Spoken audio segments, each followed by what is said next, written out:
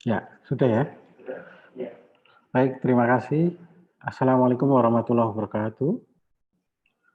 Yang saya hormati Ibu Yanita, selaku Keprodi Profesi Nurse, Program Profesi Nurse. Kemudian kepada Bapak Warno, selaku moderator, dan Mas Walidi ini selaku pembicara kedua. Puji syukur kehadirat Allah Subhanahu wa Ta'ala, pada pagi hari ini kita dapat bertemu tatap muka melalui Zoominar dalam rangka ya menambah wawasan terkait dengan praktek keperawatan, yaitu keperawatan kesehatan kerja. Tentunya sangat menarik karena ini menjadi peluang baru bagi perawat, terutama lulusan dari Universitas Ahmad Yani Yogyakarta yang memang kita memiliki unggulan, yaitu unggul dalam layanan kesehatan primer atau primary healthcare, di mana keperawatan kesehatan kerja ini merupakan sub atau bagian dari primary healthcare. Ya. Jadi kita tahu primary healthcare itu merupakan layanan tatap muka pertama antara pasien dengan tenaga kesehatan. Ya. Sedangkan rumah sakit adalah layanan lanjutan. Nah, tenaga kerja atau pekerja itu juga membutuhkan yang namanya layanan primer ini. Sehingga kita menangkap peluang dari Universitas Ahmad Yani Yogyakarta menangkap peluang bahwa ini merupakan model praktik yang bisa dikembangkan supaya lulusan kita memiliki keahlian di bidang keperawatan kesehatan kerja. Ya, tentunya nanti akan yang saya jelaskan adalah teori, ya, model konsep, sedangkan terkait dengan praktik lapangan yang akan disampaikan oleh Saudara Walidi ya, Mas Walidi ini alumni dari Fakultas Kesehatan Unjani Yogyakarta. Beliau sudah ya selama setahun lebih mungkin ya berpengalaman di lapangan, mungkin nanti akan menceritakan ya, ilmu yang diperoleh dari Unjani Yogyakarta, implementasinya di lapangan. Baik, karena waktunya terbatas, kita masuk ke model konsep. Nah, ini latar belakang dulu tahun 2019, ya, struktur ketenagakerjaan di Indonesia, usia produktif itu 190 juta, ya, di mana angkatan kerjanya 133 juta dan bukan angkatan kerja itu 64 juta. Ya. Nah, dari angkatan kerja ini 133 juta dibagi lagi yang bekerja yaitu 126 juta dan pengangguran ya itu sekitar 67 juta. Ini bertambah ya. Tahun 2018 itu 192 juta penduduk usia kerja dan tahun ini sudah meningkat hampir 5 juta. Nah, dari yang bekerja, ternyata kalau dikelompokkan itu ada pekerja penuh, ya, kemudian pekerja paruh waktu dan setengah menganggur alias serabutan. Ya. Jadi yang bekerja penuh, ya, paling tidak sehari 7 sampai 8 jam, kemudian ada yang part timer atau paruh waktu, dan yang ketiga serabutan ya, alias setengah menganggur itu sampai 8 juta. Ini ketenagakerjaan di Indonesia. Nah, ini gambaran terkait dengan pekerjaan, ya, lapangan usaha, status pekerjaan, dan jam kerja yang berkaitan dengan keluhan kesehatan. Dari sini kelihatan pertanian, ya, hampir 29%, ya, 29% petani itu mengeluhkan gangguan kesehatan terkait dengan pekerjaan. Kemudian di pertambangan, di industri pengolahan, listrik gas, ya, di perhotelan, transportasi, keuangan, jasa, dan lain-lainnya. Sedangkan di tengah ini merupakan status pekerjaan, yaitu orang yang bekerja sendiri atau self-employed, ya, itu 30% juga punya keluhan terkait dengan kesehatan. Kemudian berusaha atau pengusaha dibantu tenaga tidak tetap, kemudian dibantu tenaga tetap, dan seterusnya. Hampir seluruh pekerjaan itu ada keluhan ya, dari yang paling rendah 22 sampai 30%.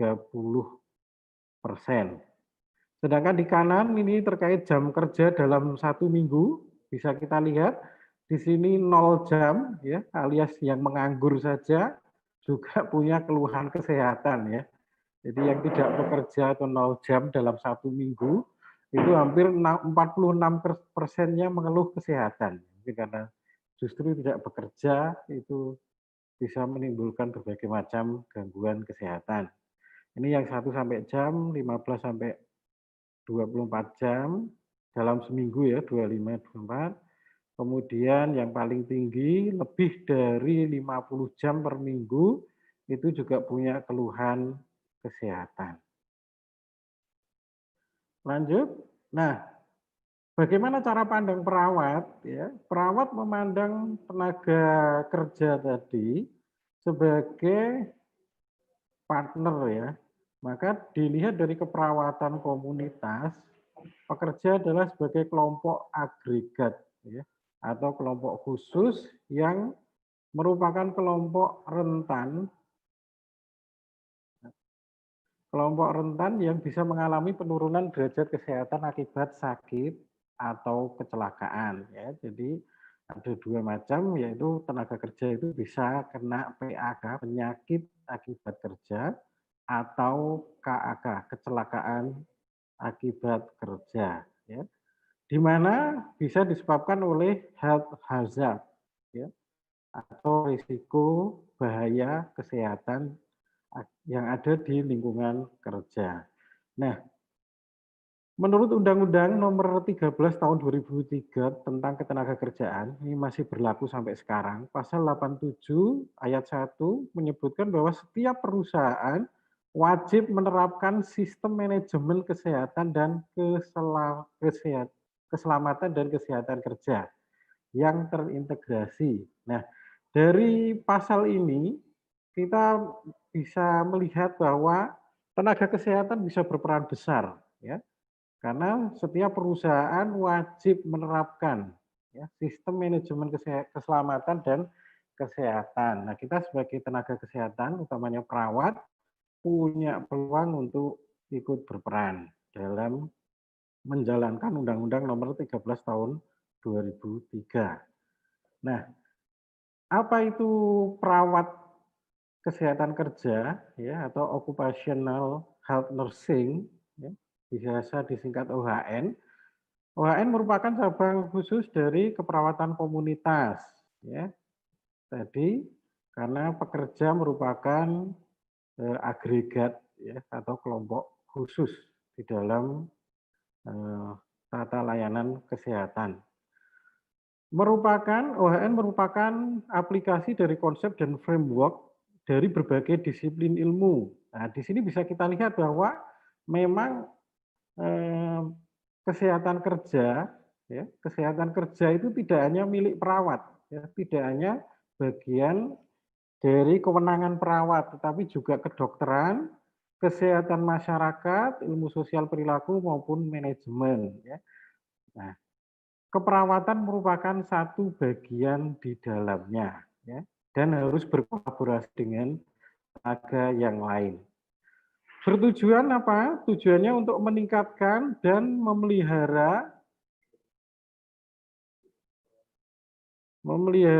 dan melindungi pekerja dari kecelakaan maupun bahaya, ya, memelihara status kesehatan dan melindungi pekerja dari kecelakaan dan faktor risiko, ya, di tempat kerja atau health hazard. Ya. Nah, health hazard ini nanti juga diajarkan di perkuliahan ya, atau kalau mengikuti pelatihan ya, pelatihan K3 ini juga akan dikenalkan apa saja risiko bahaya di tempat kerja itu atau health hazard. Nah, sebagai perawat kita harus punya konsep yang menunjukkan bahwa perawat itu ilmiah ya. Sehingga harus ada model praktik, konseptual model untuk praktik perawatan kesehatan kerja. Nah, ini salah satunya dari Javid dan McFit tahun 1983. Sebenarnya ada model-model lain ya terkait praktik keperawatan kesehatan kerja ini, tapi yang masih relevan menurut saya yaitu milik Javid ini. Di sini bisa kita lihat ya bahwa seorang perawat dalam melakukan praktik keperawatan kesehatan kerja itu menggunakan proses, yaitu proses keperawatan dari assessment paling kiri atas ini, kemudian planning, intervensi, dan evaluasi. Ya. Nah, perawat harus melakukan keempat-empatnya. Ya. Mungkin kalau kita mengenal yang kelima dokumentasi ya, itu juga diperlukan, tetapi di dalam model ini memang yang ditampilkan hanya sampai 4. Nah, assessment di sini bisa kita lihat yaitu safety, kemudian industrial hygiene. Jadi industrial hygiene di dalamnya salah satunya adalah health hazard tadi. Nanti ada bahaya atau hazard di tempat kerja itu ada bahaya gas, ya, ada bahaya kimia, fisik, biologi, ya, kemudian stres kerja maupun ergonomi. Ya, contohnya, misalkan suatu industri, ya, pertambangan, nanti Mas Walidi akan berbagi ya. Di pertambangan yang banyak melakukan penggalian, tentunya di situ hazard industrinya ya salah satunya adalah fisik, yaitu berupa debu, ya, debu yang bertebaran ya. Nah, itu contoh hazard. Nah, kita sebagai perawat juga harus bisa mengenali ya, kapan debu ini dianggap normal dan kapan debu dianggap sebagai bahaya. Itu harus bisa membedakan ya. Karena debu tidak bisa dipisahkan dalam kehidupan kita ya. Di kondisi normal ya mungkin Anda jalan kaki di luar aja sudah banyak debu ya, apalagi di sektor industri pertambangan. Nah, tentunya yang di pinggir jalan tadi tidak bisa kita katakan bahwa serta-merta langsung bahwa lingkungan tidak sehat, ya, belum tentu. Maka harus ada ukuran, ya. Harus ada ukuran namanya nilai ambang batas atau NAB. Nah, NAB ini sudah ditetapkan oleh Kementerian Tenaga Kerja, ya, dan Perindustrian. Nah, ini harus dikenali ya. Kita sebagai perawat harus bisa mengenali kapan hazard debu itu sebagai hazard, kapan debu itu nilainya normal. Ini industrial hygiene. Selain itu juga ada selain hazard itu juga ada ergonomi nanti ya. Ergonomi, kemudian ada nutrisi, ada nutrisi pada pekerja, kemudian stresor, ya, stres pekerja itu juga masuk dalam pengkajian industrial hygiene. Yang kedua yang harus dikaji adalah safety, ya, keamanan. Nah, terkait dengan hazard tadi maka harus dikenali apakah proses bekerjanya juga aman, ya. Bisa jadi dalam suatu industri hazardnya tidak bisa dihilangkan, gitu ya. Di pertambangan mau menghilangkan debu kan nggak mungkin. Ya. Maka safety ini harus bisa dikenali perilaku yang seperti apa yang aman. Ya. Nah, ini yang dikaji, kemudian juga stresor internal dan eksternal baik dari keluarga, komunitas maupun dari organisasi atau lingkungan kerja. Ini juga dikaji. Nah, setelah pengkajian, perawat harus melakukan planning atau perencanaan. Ya, di dalam OHN ada 5 aktivitas, ya, biasanya 4. Yang riset ini merupakan pengembangan, ya, karena tidak semua praktisi mau melakukan riset. Ya. Nah, 5 planning yang bisa dilakukan yaitu monitor lingkungan, ya. Perawat harus bisa monitor lingkungan, ya, sebagai bentuk pengkajian maupun bentuk aktivitas perencanaan. Nah, monitor lingkungan yaitu memantau ya. Mungkin ketika melakukan pekerjaan, perawat melakukan supervisi atau sebagai supervisor. Kemudian health surveillance yaitu perawat melakukan survei atau screening baik lingkungan maupun kesehatan individual. Kemudian primary care ya, melakukan layanan kesehatan primer ya. Ini tadi sebagai unggulan dari keperawatan Unjani Yogyakarta ya, bahwa OHN itu bagian dari primary healthcare. Kemudian yang keempat, health dan safety education, ya, perawat sebagai edukator, dan yang terakhir riset. Ya. Tadi di pengkajian ada occupational medicine dan manajemennya juga dikaji. Kemudian intervensinya, ya, meningkatkan partisipasi atau increase partisipasi dalam self-care atau perawatan diri ya, bagi pekerja, meningkatkan pengetahuan, meningkatkan kesadaran dan pengetahuan tentang bahaya. Nah, kalau ini intervensinya sukses, maka akan tercapai high level wellness atau level kesejahteraan pekerja. Ya, ditunjukkan dengan angka ketidakhadiran dari pekerja menurun. Ya, kalau bisa nol, kalau bisa. Ya, tapi menurun ya. Kemudian kepuasan terhadap pekerjaan meningkat. Jadi pekerjanya akan merasa puas ketika bekerja di institusi kerjanya. Peningkatan produktivitas dan penurunan angka kecelakaan. Ya, ini yang terjadi jika intervensi dari OHN tadi sukses. Ya. Kemudian juga aman di dalam lingkungan kerja sehingga sehat sepanjang hayat. Ini kalau berhasil. Ya. Kalau gagal bagaimana? Kalau gagal maka partisipasinya rendah, ya, kesehatannya menurun juga perilaku safety-nya kurang ya, sehingga angka absen akan banyak ya, banyak yang sakit, ya. Kemudian tidak puas bekerja ya, sering ya mungkin ngomel ya, atau tidak bekerja dengan benar ya. Produktivitas akan menurun, angka kecelakaan tinggi dan bahaya lingkungan kerja akan semakin banyak ya. Dampaknya adalah kesehatan akan menurun. Nah, ini juga memiliki dampak terhadap keluarga, komunitas dan lingkungannya.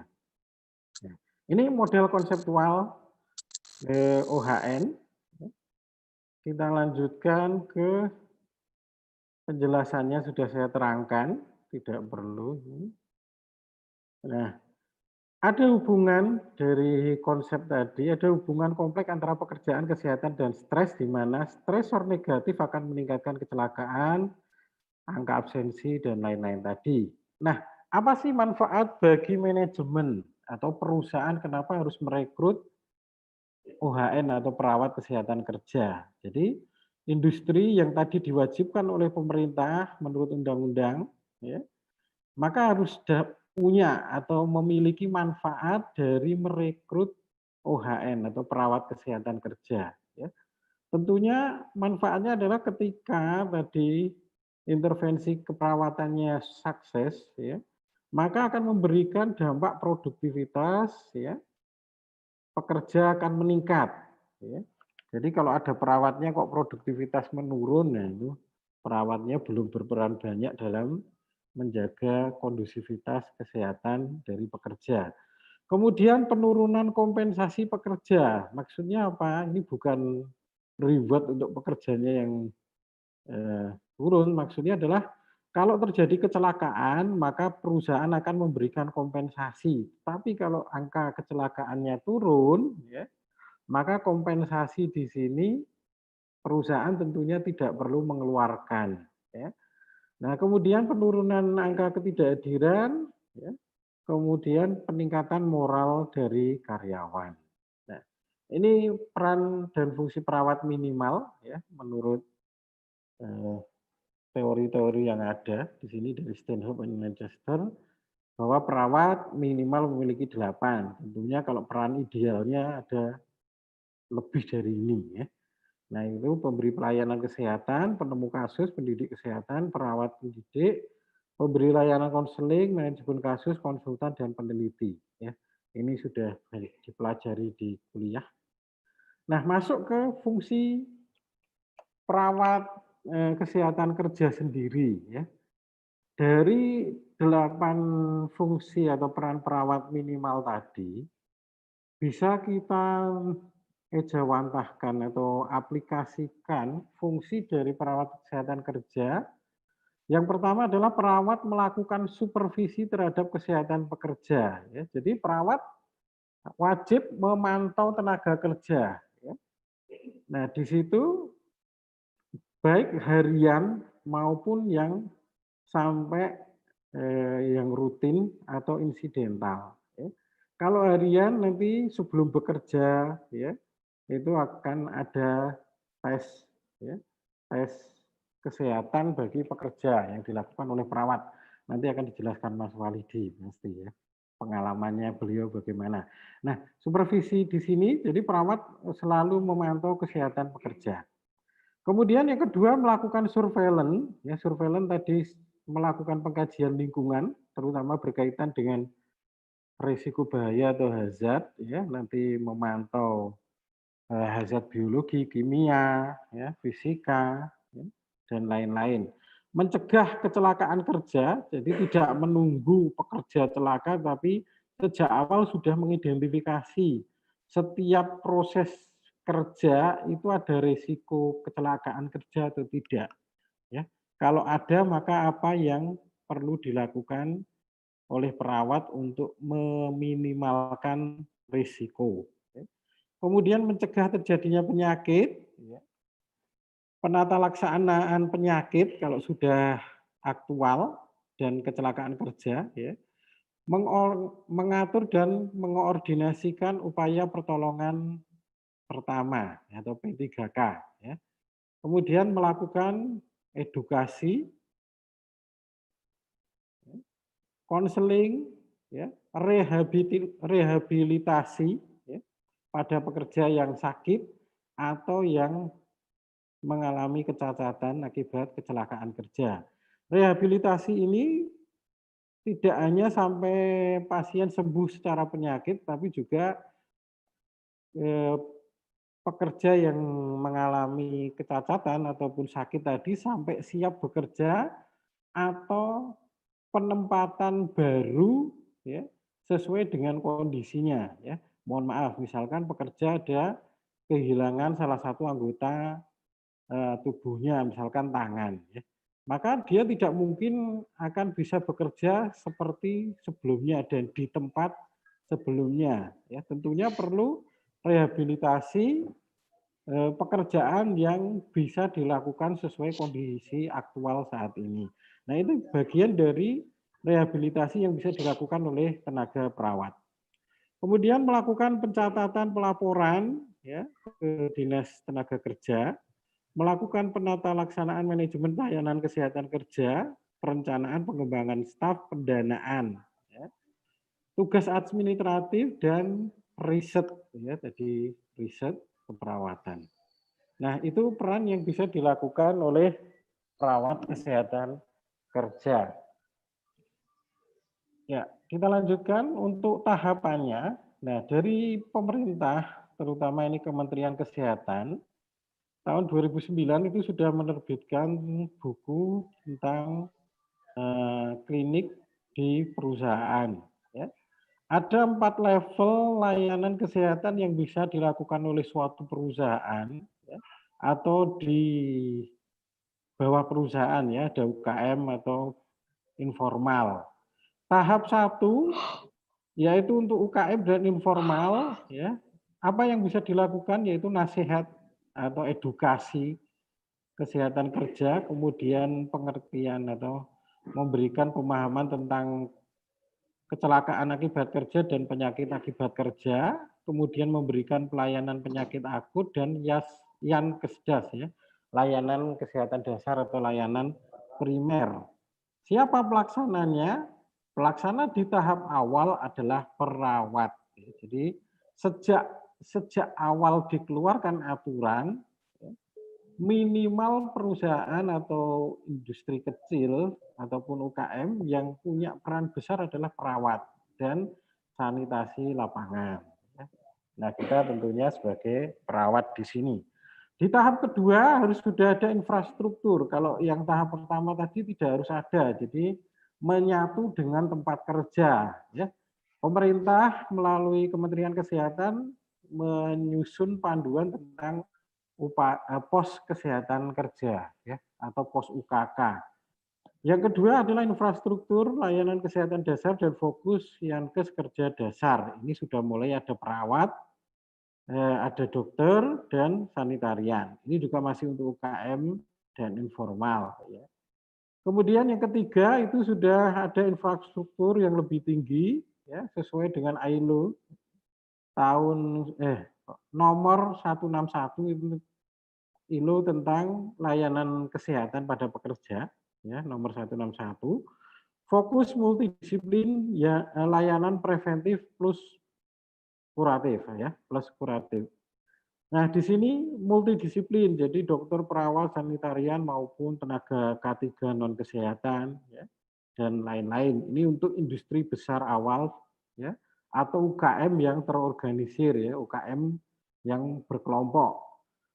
Kemudian tahap 4 yaitu layanan komprehensif, yaitu unit khusus di mana di sini ada upaya komprehensif pelaksananya multidisiplin untuk industri besar sampai yang kesja besar ya.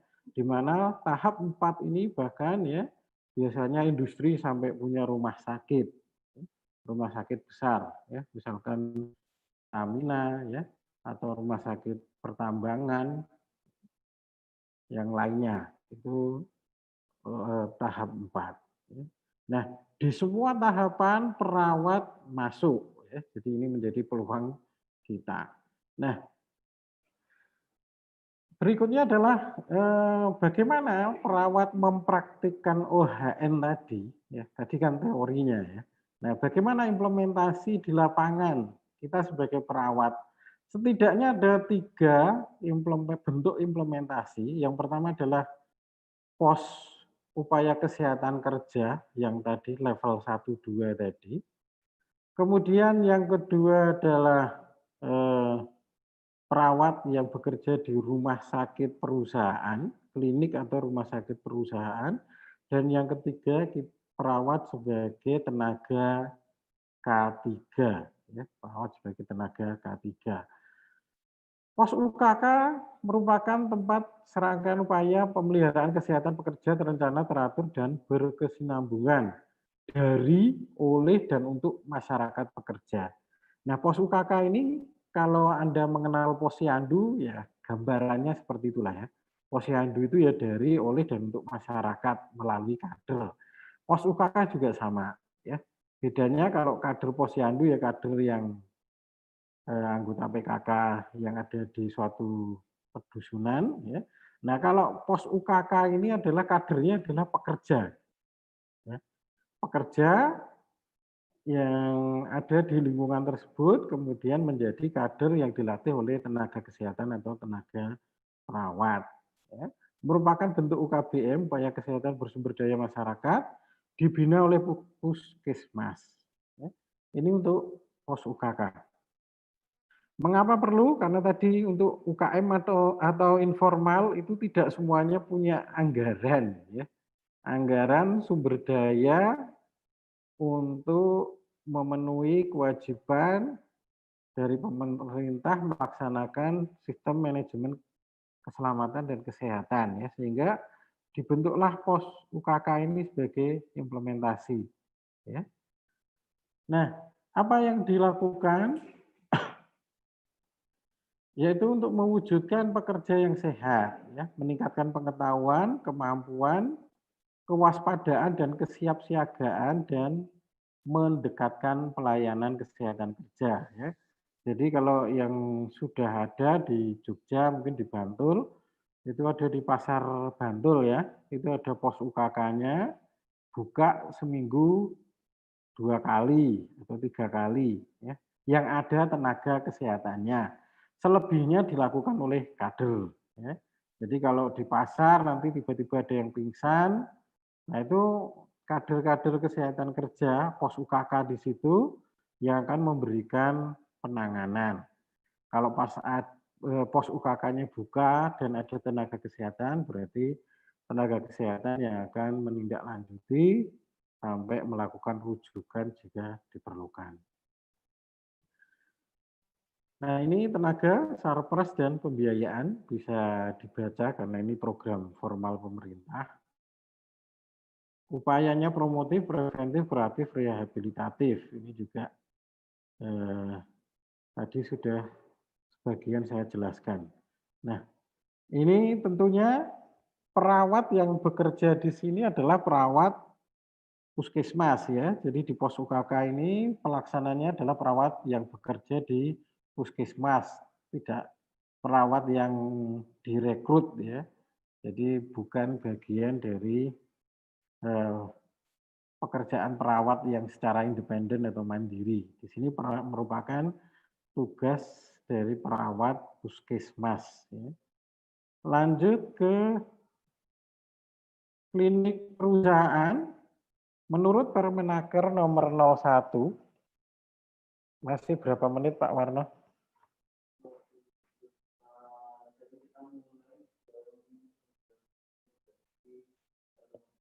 Ya, masih cukup lama, jadi kita lanjutkan dengan santai ya. Permenaker nomor 1 tahun 82 ya, bahwa klinik perusahaan yang memiliki pekerja lebih dari 500 orang, pekerja yang lebih dari 500 orang, maka wajib berbentuk klinik. Ya.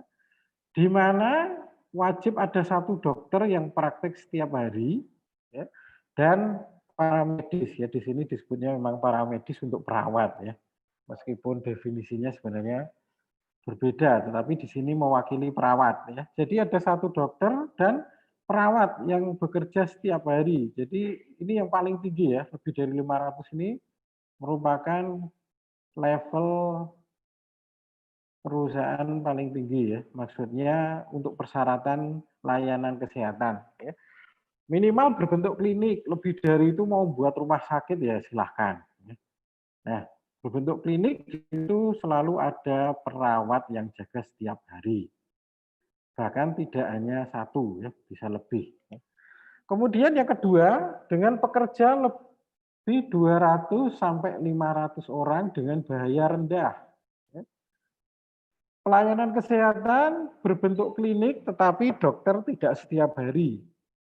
Ya, selang-seling di sini, 2 hari sekali. Tetapi perawatnya setiap hari. Ya, jadi perawat setiap hari. Ya, meskipun dokternya 2 hari sekali. Berjumlah 200 sampai 500 tetapi bahaya tinggi, maka syaratnya seperti poin 1.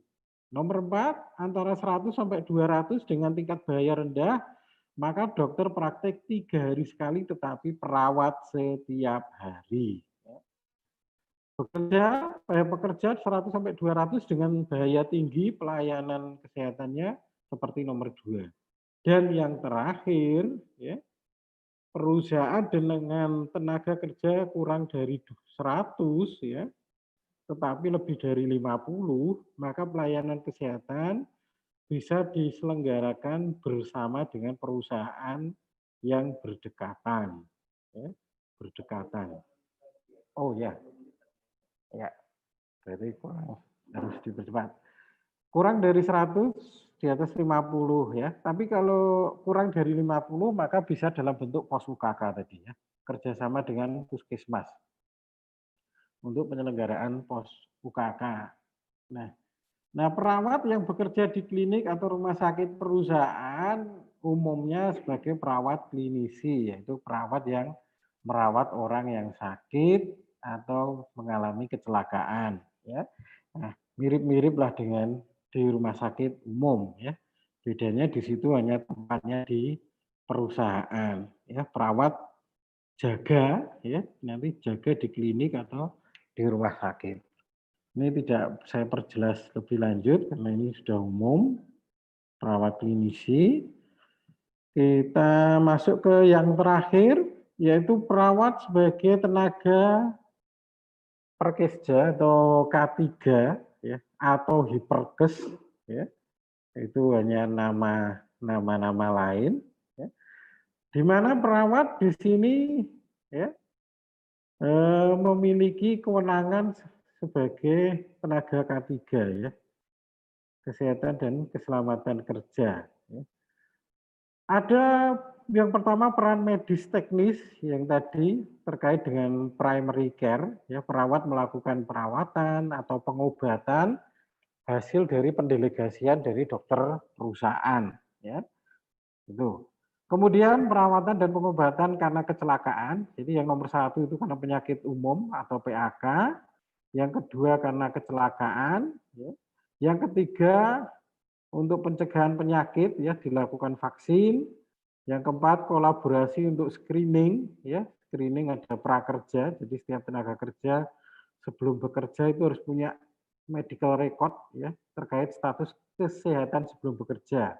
Kemudian ada pemeriksaan rutin ya, mungkin 3 bulan, 6 bulan atau 1 tahun tergantung risiko di perusahaan. Insidental itu kalau sakit atau kecelakaan ya, dan prapensiun ya. Jadi sebelum pensiun itu juga di screening atau periksa kesehatan. Kemudian melakukan rujukan dan rehabilitasi. Ini yang medis. Yang kedua administratif ya di bidang kesehatan, kemudian edukasi ya maupun manajemen. Dan yang ketiga membuat laporan ya, yaitu pencatatan orang yang sakit berapa, hasil pemeriksaan bagaimana, pengobatan, dan lain-lain.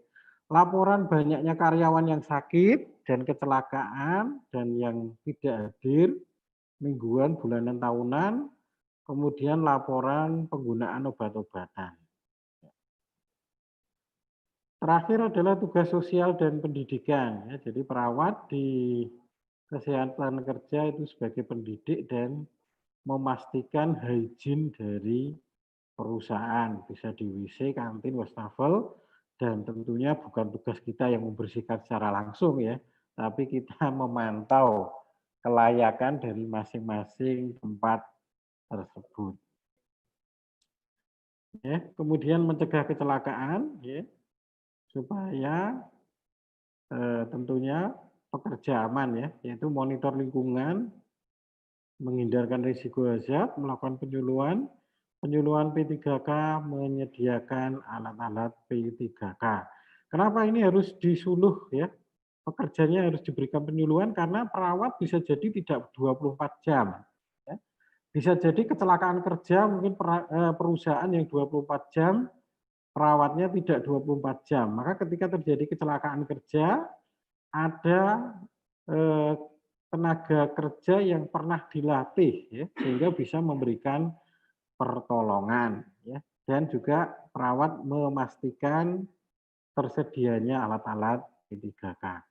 Nah, ini materi yang bisa disampaikan. Ini tadi sudah disampaikan oleh Bu Yanita selaku Keprodi bahwa perawat kesehatan kerja merupakan bagian dari PHC ya. Jadi di kurikulum ada, di prakteknya juga ada ya di industri.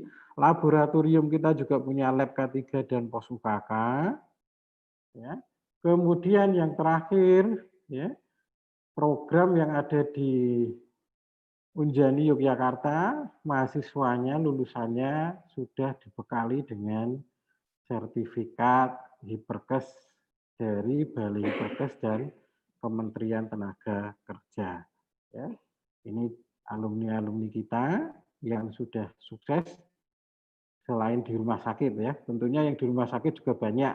Nah, kita sudah mulai merintis supaya alumni kita juga siap pakai sebagai tenaga kesehatan kerja.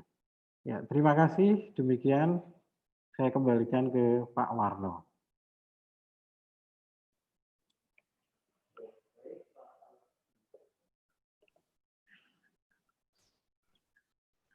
Baik Pak Agus, terima kasih banyak.